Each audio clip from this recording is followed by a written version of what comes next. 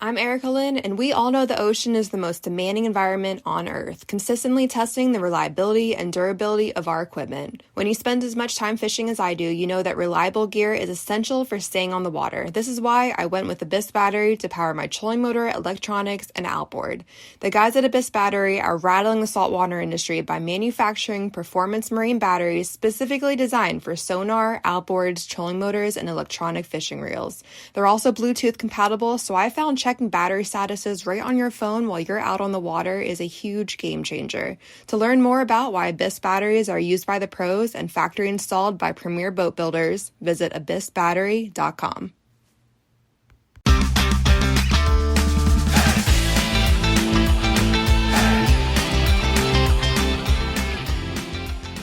Hello and welcome to the Publicly Challenged Podcast. I'm your host, Luke Oswald, and I hope you join me on my quest for knowledge to become a better public land hunter, angler, and forager. Stick with this and who knows, maybe we will learn something together.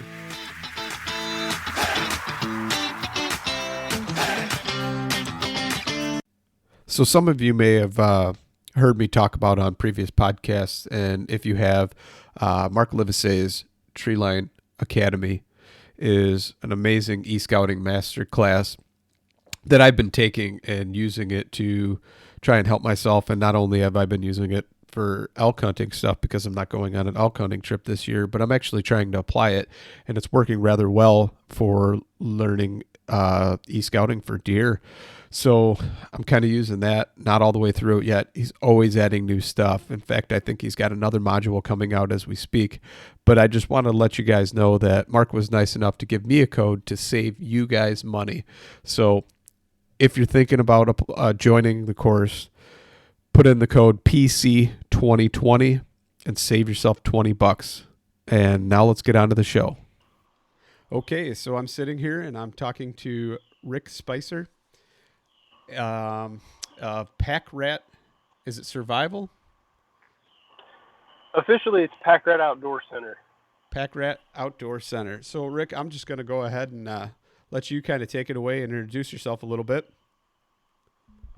Yeah, sure thing. Again, my name is Rick, and for the last 21 years, I've worked at a business in Fayetteville, Arkansas called the Pack Rat Outdoor Center, and we are primarily a specialty retail shop where we sell equipment for backpackers, canoe and kayakers, rock climbers, and a little more recently, the last several years, bushcrafters, and now even archers. We carry longbows and things like that. So we try to be a bit of a one-stop shop for anyone going outdoors looking for technical equipment, basically. And then through that store, I also teach classes. I'm not the only one, actually. We've got other folks there as well that teach a variety of different clinics and classes and things like that. We run everything from women-specific backpacking classes to the navigation courses I teach to primitive skills classes like hand drill and bow drill, all the way up to the adventure race or adventure challenge that we put on in the springtime that's called the Bruja Bushwhack. That's basically a primitive skills challenge that's similar to an adventure race, but it revolves around bushcraft and primitive skills, basically. So we kind of cover a lot of ground in that regard. No kidding. That's pretty interesting. All the stuff you guys cover at one store. Yeah, there's a lot. So let's get into you a little bit because so the people kind of get an idea of you. I mean, you're quite the adventure seeker. At least you were in your younger years. All the way from climbing mountains to pretty much trying to live out in the woods for as long as you could, huh? Yeah, I mean, I've always just had a kind of a fascination with remote, wild places, and I guess in some ways it's led me to be kind of a jack of all trades and a master of none, because anytime you spread yourself thin enough to try to do too many things, I feel like it's really hard to get real good at anything. So I'm certainly somewhat guilty of that, but yeah, when I was younger, I was kind of obsessed with rock climbing, and that was kind of my life for a lot of years. And I really did that, and I got into mountaineering and spent a lot of time, as much time as I could afford to, basically, kind of traveling around. And I've been to probably, I don't know, 10 or 12 different countries on climbing trips, that type of thing. But predominantly, most of my climbing's been in North America and South America. And I love the Cascade Range in Washington. I love the Teton Range in Wyoming, and lots of other places in Idaho and Montana and places like that as well. But as I've gotten older, and now that I have a family, I don't travel quite as much for climbing, and my interests have shifted more somewhat into bushcraft primitive skills and specifically bow hunting. I spent a lot of time focusing on archery but I still do a lot of things. Right now I've been smallmouth fishing some because that's kind of going on, in summertime. And actually, another thing I love doing is technical canyoneering. I'm kind of obsessed with the desert Southwest, and I usually try to make it out there a couple of times a year if I can. And I really enjoy exploring Native American sites, trying to visit those places respectfully, taking photographs of rock art, pictographs, petroglyphs, things of that nature, and then exploring slot canyons. But I really like the technical ones where you're rappelling through canyons and swimming in freezing cold water with wetsuits on and that type of stuff. And I just got back from doing that about a month ago, being out in southern Utah. So, yeah, I just somehow, I don't know, I just try to stay busy, I get in trouble sometimes, I think, because I try to push it and do too much. But I've got an amazing family, and they're very supportive. And I try to take them along with me as often as I can, and a lot of freedom at the place that I work. And so I've been very fortunate to be able to do a lot of different kinds of things in my life. That's awesome, man. That's so cool. So, are your kids kind of starting to get into the whole wilderness skills type thing then? Are they pretty interested in it? To some degree, they're still quite young. My son, he'll be going into third grade here this next year, and my daughter's just going to be starting kindergarten. So they're still quite young. But I absolutely take them out in the woods with me, and in fact, they were out on this last river trip I did last weekend before last. And so I take them paddling. We go camping. We haven't done a big trip this summer, but last summer we did a 2-week road trip out to Montana and Wyoming, and did some bushcraft stuff while we were out there. A bunch of hiking, climbed a mountain while we were in Montana, and just trying to expose them to as many different outdoor things as I can. I feel like that's so important for young people nowadays, and my philosophy is the sooner you can get them started, the better off they're going to be in terms of just learning to love that lifestyle and not really giving it a second thought. It seems like if you wait too long in life to get started on those kinds of things, I've noticed with other kids sometimes the learning curve's a lot steeper, because not only are there skills and things you have to learn how to do, but to some degree you have to learn how to get comfortable being uncomfortable. Yeah. And, there's a bit of an art to that, and if you wait until you're a teenager or older before you start doing any of these things, not only are you trying to learn these skills and those types of things, but you're also, just trying to let your body adapt, to being outside. And that's not to say everybody has to go out and do extended trips. You can go out and learn a lot and have a blast just doing day trips and things like that. But I've always really loved spending, extended periods of time in the backcountry, and that's something that I want. Hopefully, my kids, want to do with me as they get older. Me too. Yeah. It's one of those that my kids are pretty young too right now, and so we try and get them out as much as we can. But I think our limiting factor is the 11-month-old. Actually, this month, so he'll be turning a year this month. So he's kind of the one that limits us more than anything right now. But pretty soon that's going to change, and I'll be able to throw him in the pack and just take off with the rest of them. So that'll be cool. Yep. that's exactly what we did. I had one of those kid carrier frame packs for a long time, and hauled my kids around all over the place. I think my son, he's about to turn 9, and I think 3 or 4 of his birthdays he's been in Wyoming. And we live in Arkansas, so and I've toted him and my daughter around, both here and out west a lot in one of those things. So, I would encourage parents, even if you've got young kids. I mean, certainly you're limited to what you're able to do with them when you get out, but you can certainly still get out and get them involved and, have that be kind of part of their life growing up. I think that's important. I found that snacks are the key to keeping a kid occupied and happy. 100%. 100%. It is all, with kids, it is all about the snacks. You got it. I've got to ration them and kind of limit them out, and then just keep kind of doling them out as the time goes on. But that is it. I could actually, I figured out I could make a full day fishing trip if I do it just right. Yep. I think any parent that's been in the game long enough kind of figures that out pretty quickly. It's all about the snacks, and it doesn't have to be a whole lot, but they need to come with some frequency, pretty regularly. And as long as that continues to happen, you'll find a lot of people you can get them to do about anything. Yep. My dad told me the other day, he goes, it only took me it took me 2 kids and about 3 grandkids before I finally figured out the whole snack thing was the key to success as far as fishing goes. Pretty much. That's right. Yeah. Pretty much. But so let's talk about how you kind of got into, what'd you get into first? Was it the rock climbing? Was it the wilderness skills? Was it the foraging? Where did you kind of just like really gravitate towards first?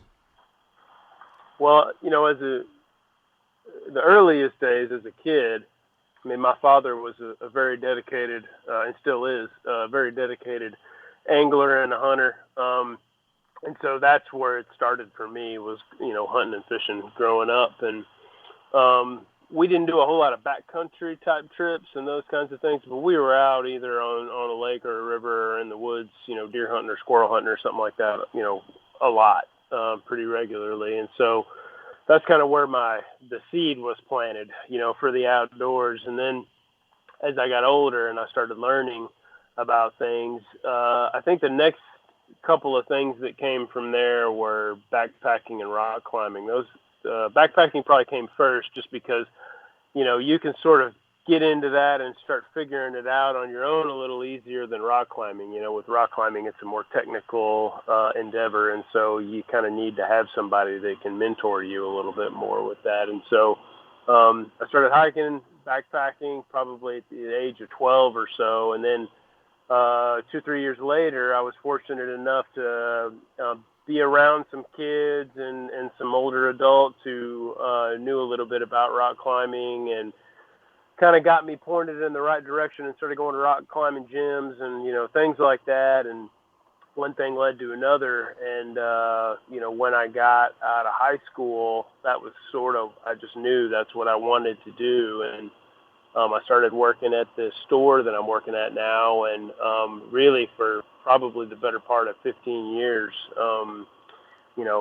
I guess from late teens into my mid 30s, I really just wanted to travel and climb as much as I could. And although, I pretty much most of that time, I was still bow hunting and fishing and doing all that other stuff, but I was very passionate about climbing.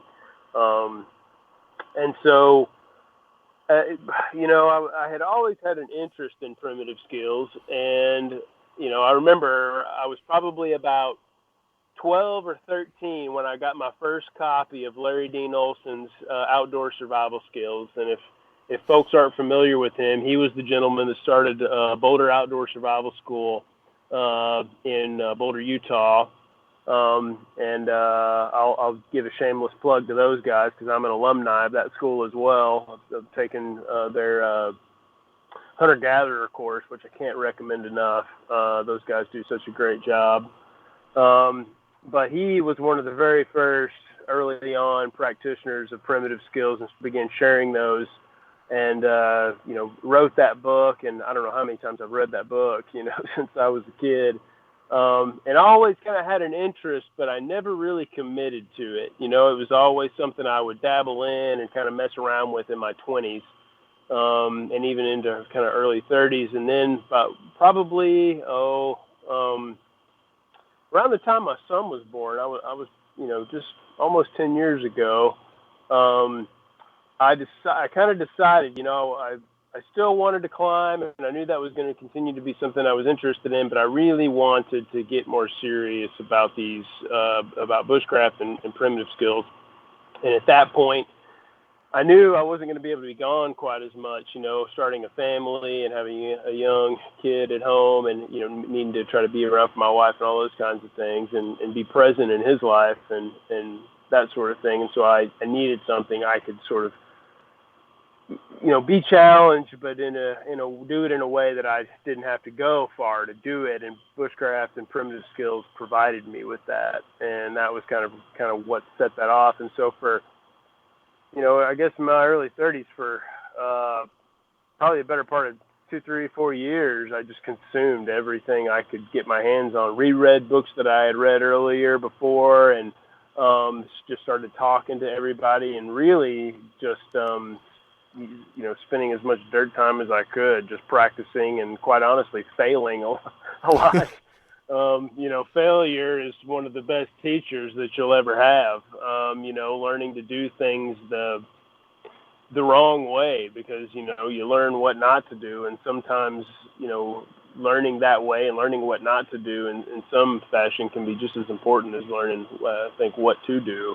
And so I think after having done that for a while, I got to the point where after several years of it, I decided I wanted to start sharing those skills, because I had worked so hard to try to develop them. And at the time, you know, I had for several years at that point, I had already been teaching rock climbing.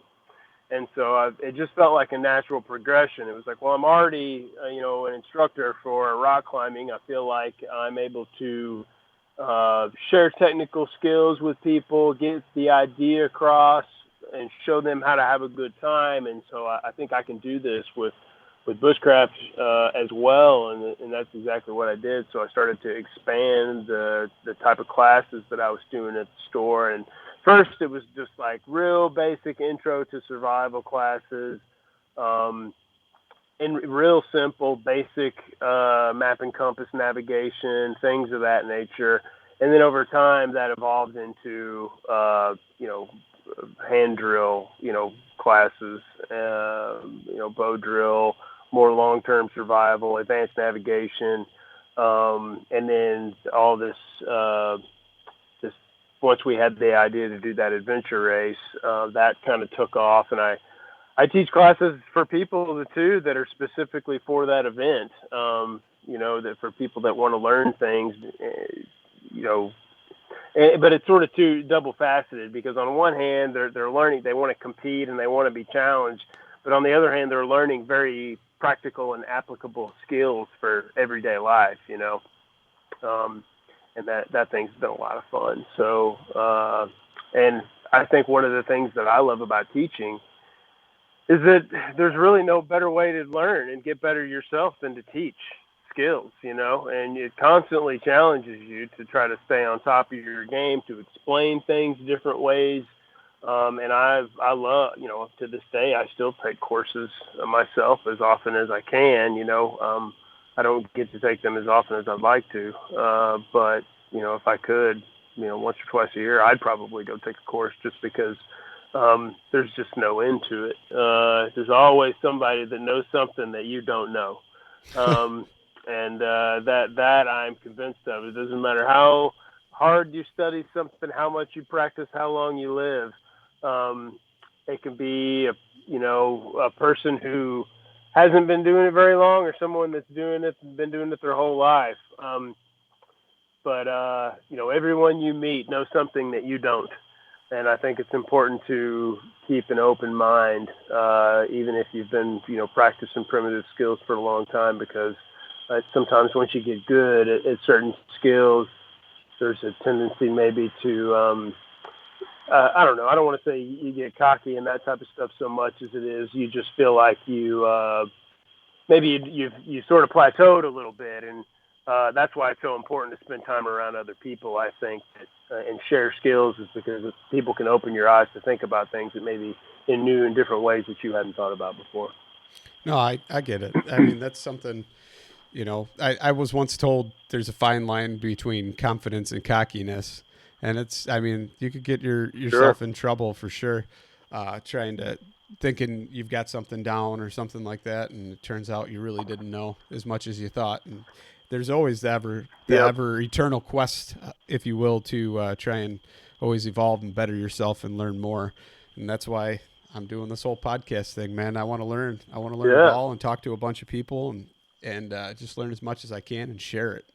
That's important. Cool. So, Absolutely. what was what was the first plant then that you ever identified or you found that you're like, oh, okay. I can think back years ago once I first figured out that like dandelion was edible, and I was kind of shocked because I was like, this grows in everyone's yard. This is a weed. What do you mean you can eat this? And so you've got everybody almost all over the country, has got dandelion in their yard. So you've got that as an edible, and you've got broadleaf plantain as a medicinal. Almost everybody has got that growing near their house somewhere, regardless of where you live. And then so those two, I remember pretty early on recognizing as resources that kind of opened my eyes up to the fact that a lot of this stuff, you don't have to go into the deep, dark wilderness to find these resources a lot of times, right? In fact, many times you're more likely to find them on the side of the road. Yeah. Somewhere than you are, on a 2-hour hike deep into the woods. Depending upon, what type of plant that you're looking for, especially when you start thinking about these old world plants that were brought over with settlers and things like that. Many times those types of plants, they prefer edges. They like to grow along where a pasture meets a forest, or where a road has been cleared on the sides and things like that. So, another example would be like mullein, or here in Arkansas, one of my favorite hand drill materials is a plant called yellow ironweed, which is also known as wing stem. Makes one of the best hand drills I've ever used. And a lot of people know what it looks like. They've seen it. They just didn't know it was called that, and they didn't know you could use it for that. But it likes to grow on those transition areas along the edges. And so, I think the more you get out and the more you start to just try to pay attention, the more you start realizing that a lot of this stuff is kind of all around us, even in, other urban areas sometimes. You don't have to go terribly deep into the wild, so to speak, to find these types of things that can be very useful, which is really fun. Really not, I was going to say for kids, but not just for kids, really for anybody. It's such a great thing to sort of open somebody's eyes to a resource. Even something as simple as greenbrier, or, just walking through the woods, pulling off a handful of fresh greenbrier leaves and just kind of eating those as you go through. It's just those types of experiences add layers to the connection that you have when you're out in the woods. And so if you can learn to take in a respectful way, you don't want to walk up to any plant and pull every single leaf off of it, or cut everything down, once you learn an appropriate ratio, and depending upon who you talk to, like I use a 7-to-1 ratio. So if I'm going to take one thing, I want to make sure that there's 7 left in the environment that I can leave there to continue to, propagate that species or that resource, whatever that is.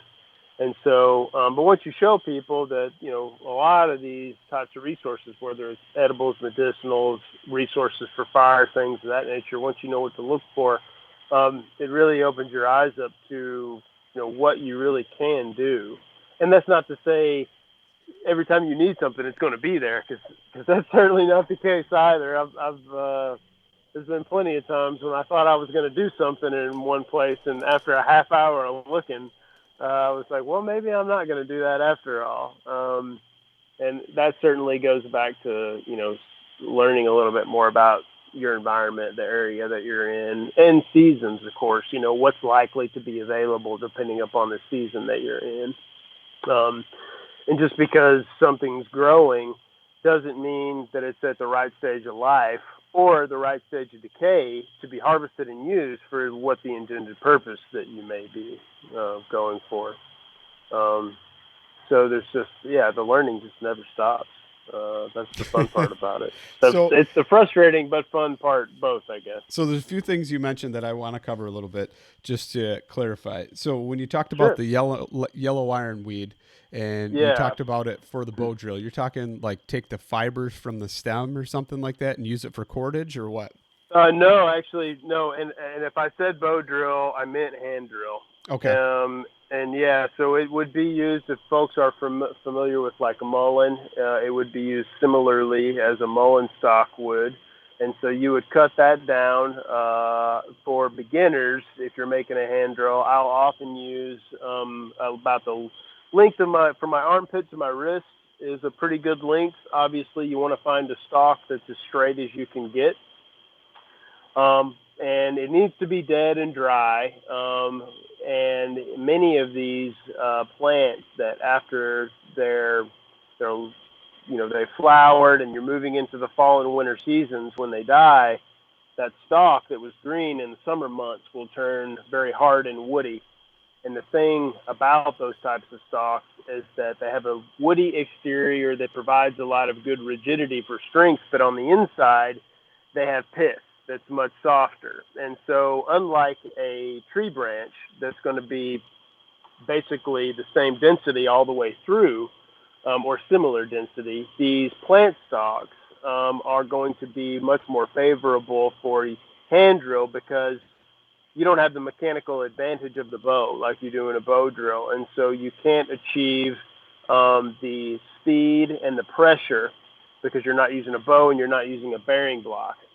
But the nice thing about hand drill, and I think I've had this conversation with a lot of folks about what do you prefer, hand drill, bow drill, and of course you've got fire plow and fire saw and other methods as well. But I have gotten to where I much prefer the hand drill over any other method, assuming I can find the right resources, because I can make the kit much faster, and I only need two components really. I need the drill and I need a hearth board. And if I have plants around me, and if you know what to look for, you can find them, especially along those edges and transition areas. And then from there, you're just looking for a whitewood that is going to be appropriate for our hearthboard. So if you've got cottonwood around here in the Ozarks, we've got umbrella magnolia.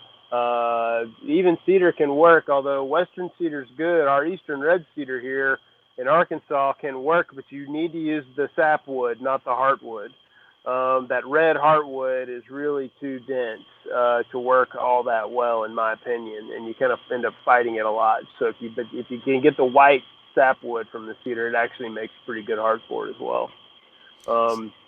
And I know I'm jumping around a little bit on that, but it's all right. Back to the yellow ironweed. The thing about that makes it so good is because it tends to grow straight. It's got that firm woody exterior, and it has that softer center pith, and that soft part in the middle is really what's going to help you to get a good ember. And so nice. I like that resource a lot, and it's readily available, at least in our part of the country. So I actually just identified mullein the other day. I even had some in my yard on the back edge of my property, and I'm like early spring, I looked at it and I'm like, oh, it almost looks like lamb's ear, but it wasn't. I knew it wasn't, and it had kind of like the rosette shape to it, and I'm like, what the heck is this? But then it started getting bigger and bigger and bigger, and then I was like, man, I wonder what that is. And then once it started getting that center stalk and flowering, I was like, okay, I know what that is now. But I still didn't know what it's used for. I mean, is there any other uses for that plant, or is that pretty much the only thing you found? No, yeah, mullein is definitely a multi-use plant, and I always am really pleased when I find it because many people know it. for toilet paper, quite honestly. It is soft. It's got a nickname. Yeah, it is. It's soft. It's got a nickname, cowboy toilet paper. So if you come across that stuff, and I've totally done this before, and you need to go do your business. If you can pull off a few leaves of that, go dig your hole, take care of your business, and bury it all, cover it up. You've minimized your impact. You haven't burned or buried any toilet paper or anything like that. You didn't have to carry any toilet paper out. And it's just a real nice resource for that type of use. The second thing about it is that if you can harvest the leaves and dry them, really, really dry, you can make a tea with those. And that tea is good for respiratory ailments and that type of thing. I will drink that in the wintertime if I get a cough or, just any congestion and that sort of thing in my chest. So I do like that for that purpose. And then, of course, the harvesting the stalk when it's dead for it really is best as the hand drill part of the kit. But on occasion, I've been able to build the whole kit.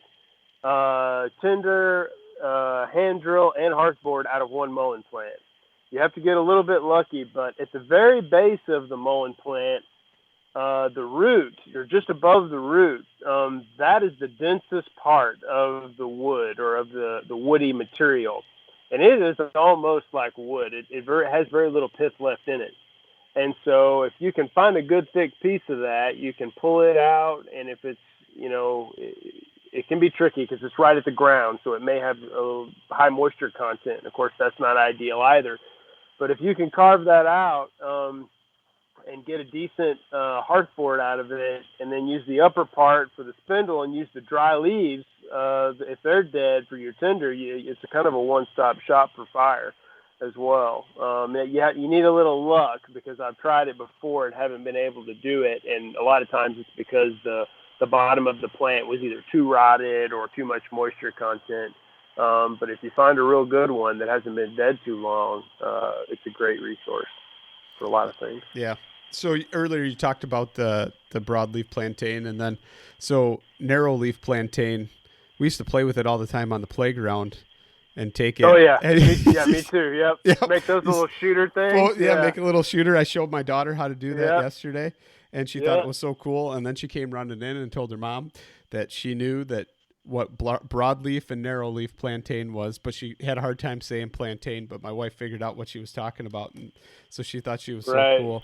But so when you teach your classes, what are you teaching, like as far as plants for your first time students or something like that? I don't have like a set thing because, and I don't teach any plant specific classes. Like I don't at this time have any classes where we only focus on plants. What I have done in the past is I'll be doing a field navigation course or, maybe a survival course or maybe even a fire course. And throughout that course, as we're walking and gathering materials, I just try to look and see what's available and point those things out, and obviously that's very seasonal, depending upon what's out there. So in the winter months, you're not going to find a lot of wild edibles in the Ozarks.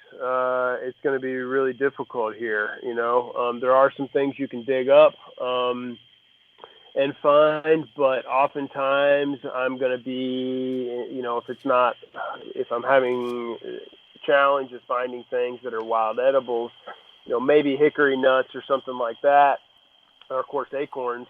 But I may be looking for other resources like coal extenders. A good example of that would be something like beech blight mold. If you're in a beech forest, if you can find that stuff, that's an awesome resource. If no one's ever used the fire steel with that or using it as part of your kit as a coal extender, that works really well. So, I don't have, or I really never have had any classes where I'm focusing specifically on like medicinals or edibles or even fire resources. It's kind of more teaching skills, and then from there, just kind of like, oh, and by the way, here's this resource, edible, medicinal, whatever it may be.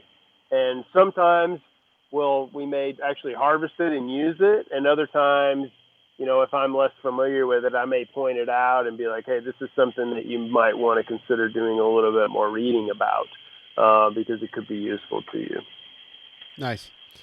No, that's pretty cool. So your courses are pretty much just like bushcraft, wilderness, wildcraft skills, stuff like that. Then. Yeah, I mean, again, it depends. Some of the most popular ones that I do are always the fire classes and then the navigation courses. And I teach 3 different levels of nav courses. So we do a basic map and compass, we do an advanced navigation, and then I do a field navigation. The first 2 are on site at our shop. And we do go outside. We have some green space, and so we can do some map and compass drills outside and things of that nature.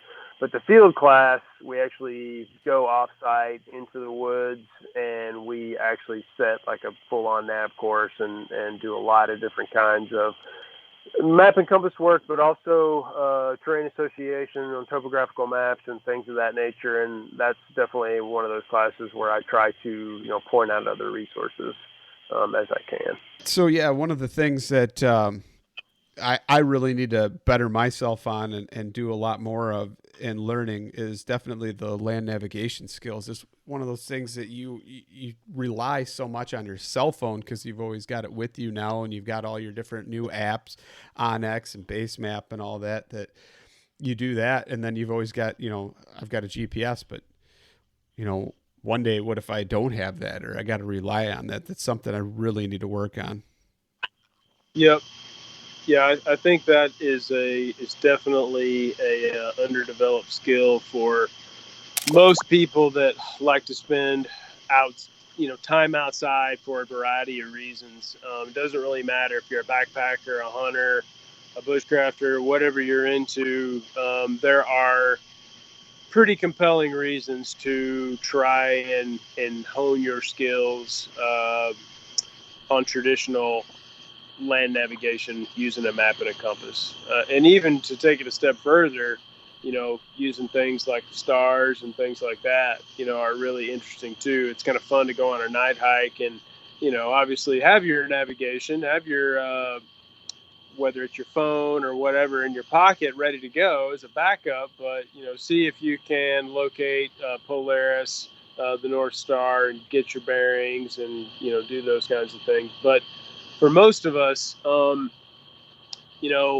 learning how to use a compass and use a topographical map, orient that map, learn a little bit about magnetic declination in your area and what the difference is between true north and magnetic north, so that you can make sure that your map's lined up properly, and if you need to be concerned about that or not.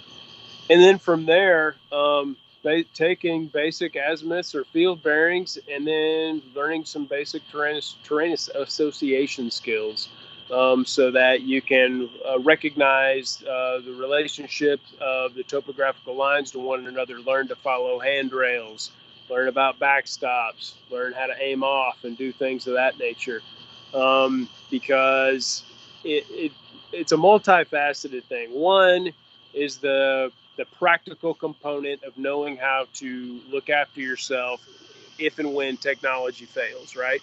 So if your phone fails or your GPS fails, something like that, if you've got a paper map and a compass, you're in pretty good shape. So when you refer to backstops, are you talking about like identifying a terrain feature or something to orient yourself in case you go past your mark for where you're going to go? That's exactly what I'm talking about. A backstop is something that is going to be an indicator that you have passed your main objective and you've gone too far, and it will let you know that you need to turn around and figure out where you went wrong, basically. Okay. So where'd you end up learning the whole land nav thing? Was it it really was a lot of trial and error, a lot of, quite honestly, reading books. I've read, years ago, there was a book called Staying Found that I read, and we still carry that book in our store. But a lot of it is, quite honestly, from climbing trips and backpacking trips using topographical maps.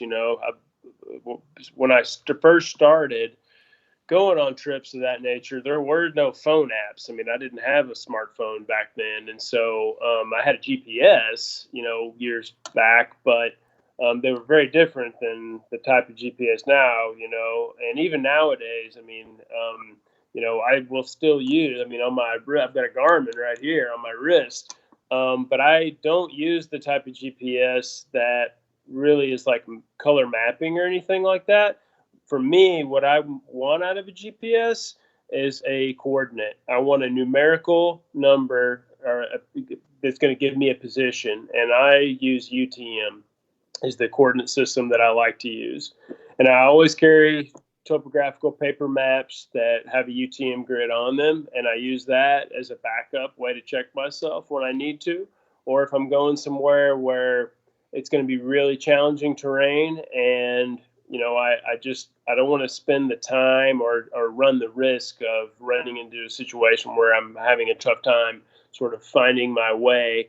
And I just want to be able at a glance, confirm my position. And so, if you've got whether it's whatever, a phone, a traditional GPS, or watch, but if you've got something that can give you that numerical information, and then you can just kind of find the margins on your map, either one at the top or the bottom or either of the sides, bring those together, find the grid square that you're in, and then from there you can kind of look at your position. It's really handy.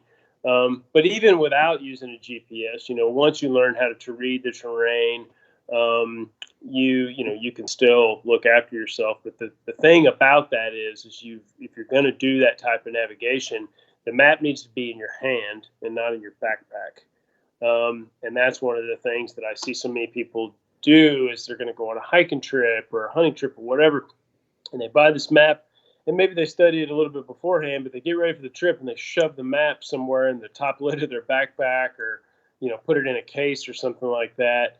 And that's the worst place for that map to live because you're not going to look at it. If you're really doing land navigation and you're going to be doing it solely off a topographical map, that map should be in your hand. What I tend to do is oftentimes I wear, whatever pants I've got on. I like pants with large cargo pockets on them, and that's because I keep the map right there, and it's in and out of that pocket 1,000 times every day.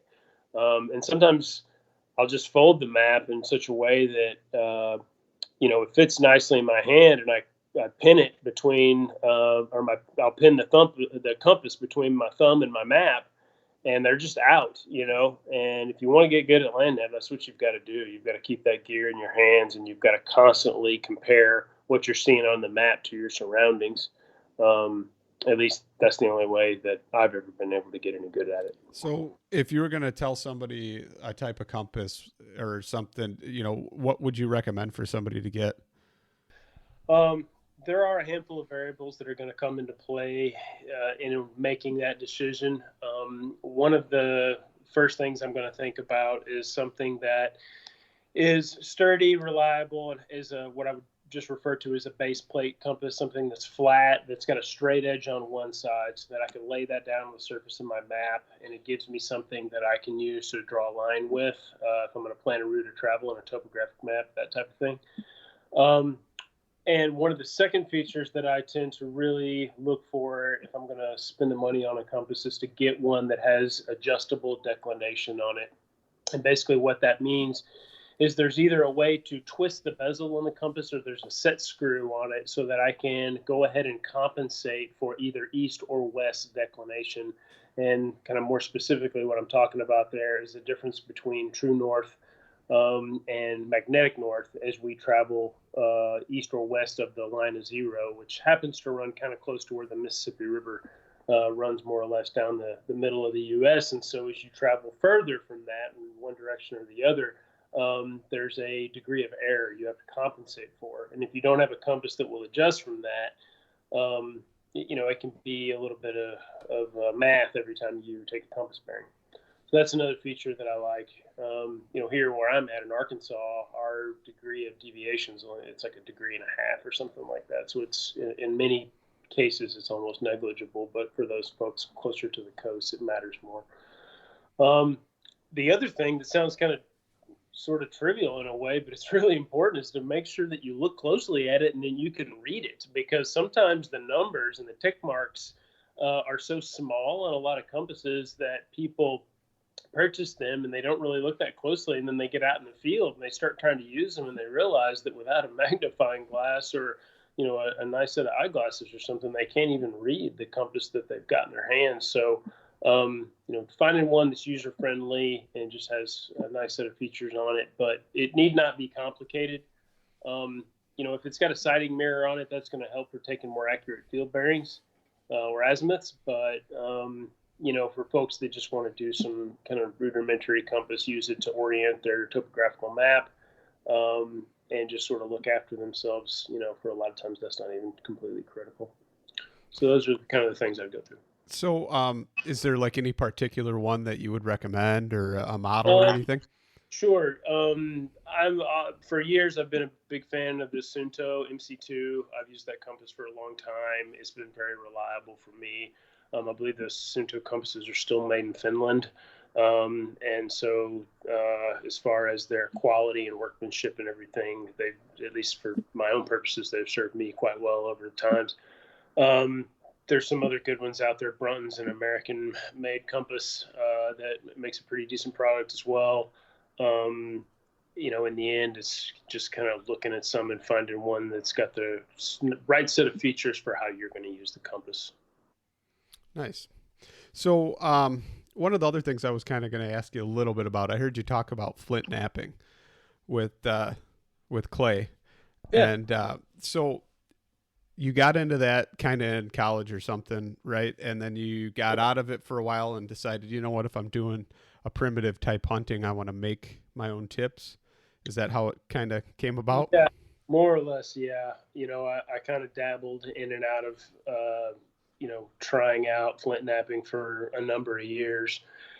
And it's one of those things that, you realize after a while you're never going to get any good at it unless you really focus and commit to putting the time in, because it's definitely an art form. And even though I've been doing it regularly for years now, I still, in many ways, consider myself a novice. I mean, I can make arrowheads that'll definitely take game, and I've shot a lot of points, and I build arrows regularly and stuff like that. But in terms of what's possible in the world of flint knapping, there's just kind of no end to it. And you can always refine your skills and always get better. But that's definitely how I got started.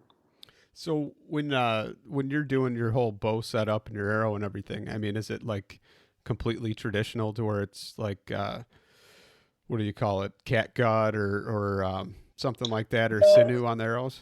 On the arrows, yeah. On the ones that I build are typically 100% sinew that I usually harvest from a white-tailed deer. So the point would be a stone arrowhead that I've napped. The shafts are often going to be river cane that I harvest myself. It could be a hardwood shaft. River cane's nice because if you're in an area anyway where it grows plentiful, because if you take your find, you can find shafts that are nice and straight, and it doesn't take a whole lot of work to harvest a decent amount of material, and they take and set from heat pretty nicely. So you can hand straighten them, and with heat, when they set, they hold their straightness pretty well. Whereas like taking wood shaft or hardwood material and like milling that or carving it down, in my experience, is a lot more time consuming, but you can definitely do it. And then typically I'm using wild turkey feathers for the fletchings, and then for the glue, pine pitch, and then that sinew to haft everything. So do you tend to like keep pine pitch around pretty much for just about everything, or antiseptic? And I use it pretty regularly.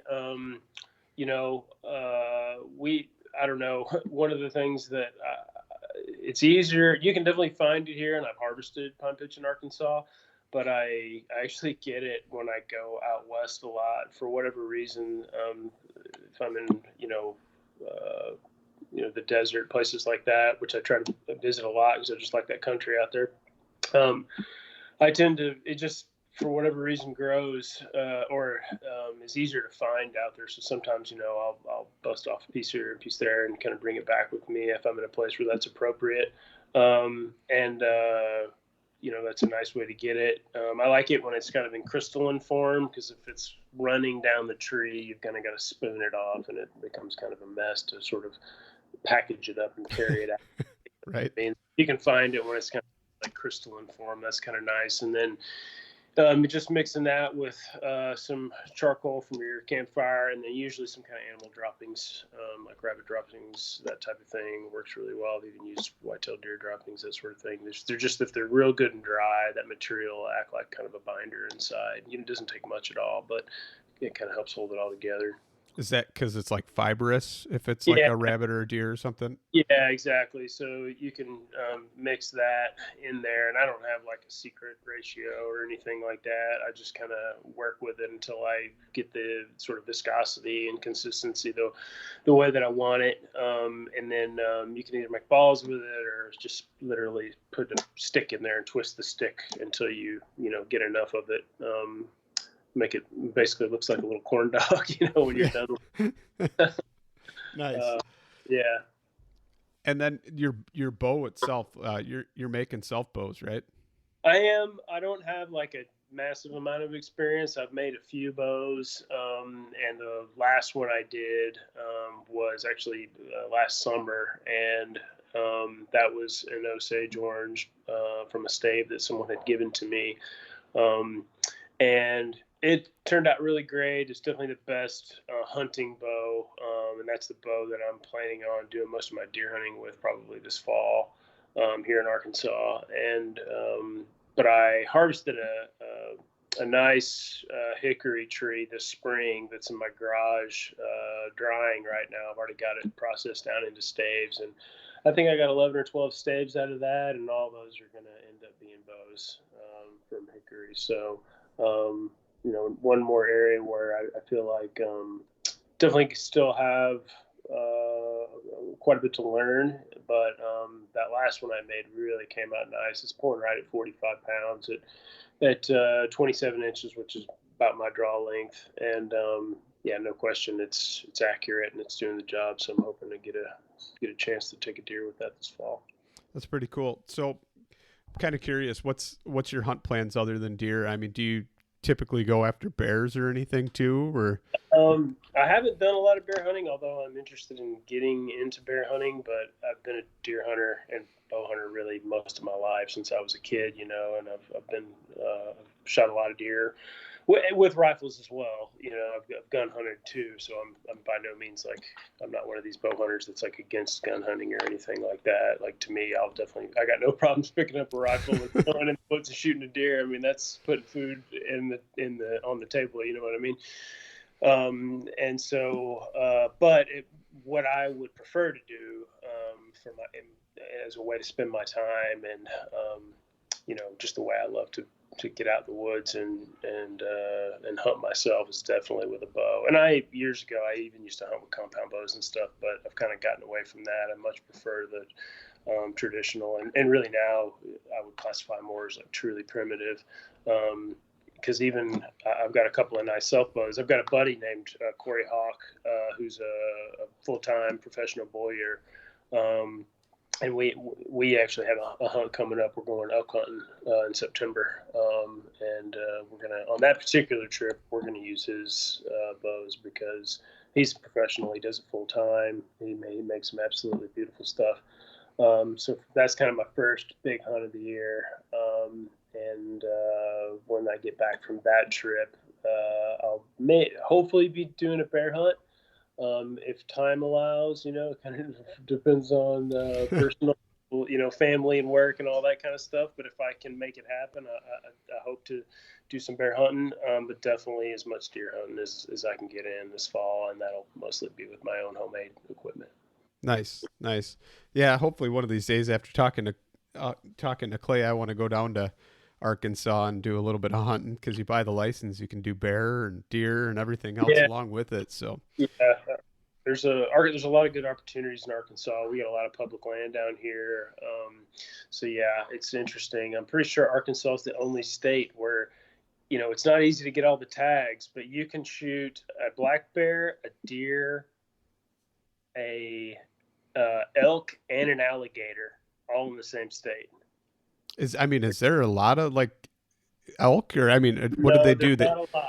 No, in fact, the public land elk draw in Arkansas this won't be exact, but I want to say they only pull like 30 or so tags total for it. So it's a very small draw. Now if you've got private land that's within those zones, you can hunt elk on those. And that's the way I've been able to hunt elk here in the past, is because I had friends that owned public land and were able to get a tag or two and do it that way.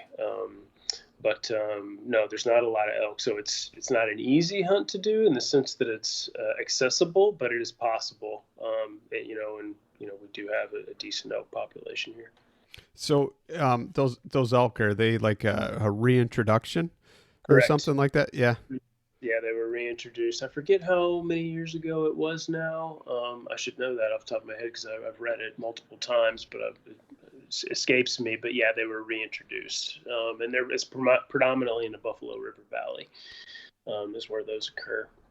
That's pretty cool. So I think that's probably all the questions I have for you. Maybe one day, hopefully I can get out there and train with you, do some of that stuff. I think it'd be pretty cool. Visit the store. But why don't you tell people where they can find you and maybe contact you or even shop your store? Sure. Yeah. I appreciate that. So yeah, once again, my business is called the Pack Rat Outdoor Center. It's in Fayetteville, Arkansas. You can find us at packratoc.com. We're predominantly a brick and mortar business, but we do have an online presence in terms of not only education, but equipment. You can purchase things off of our website. But it's by no means, everything that we have. We've of course got a Facebook page, Pack Rat OC, and then we have Instagram, same thing, Pack Rat OC. But then my bushcraft stuff is Pack Rat Bushcraft, so you can find me there. And depending on the time of the year, you never know what I'm going to kind of be into. It's going to be shifting more into hunting here pretty quick. But other times of the year, and certainly if I'm teaching classes and stuff like that, I'll post up stuff about classes. And, earlier in the summer, I was posting pictures of doing that canyoneering trip. So it's a little bit of everything. That's awesome, man. I appreciate it. Thanks for coming on and sharing some knowledge with us today. Pleasure's all mine. Thanks very much. Thank you. We'll talk to you. Take care.